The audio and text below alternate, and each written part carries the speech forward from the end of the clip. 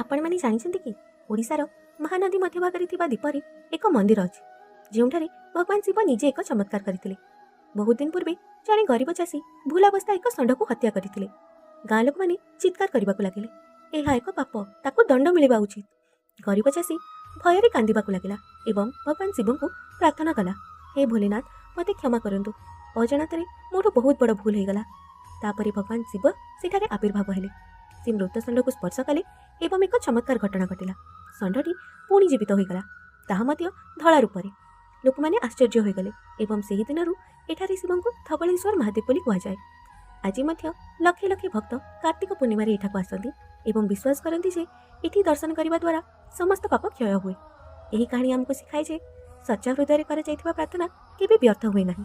ପରମେଶ୍ୱର ପ୍ରତ୍ୟେକ ବ୍ୟକ୍ତିଙ୍କର ରକ୍ଷା କରନ୍ତି ଯିଏ ତାଙ୍କୁ ପୂର୍ଣ୍ଣ ହୃଦୟରେ ଡାକୁଛି। ଆଗକୁ ଏମିତି ହିଁ ଷ୍ଟୋରି ପାଇଁ ସବସ୍କ୍ରାଇବ୍ ବଟନକୁ କ୍ଲିକ୍ କରନ୍ତୁ। ହର ହର ମହାଦେବ।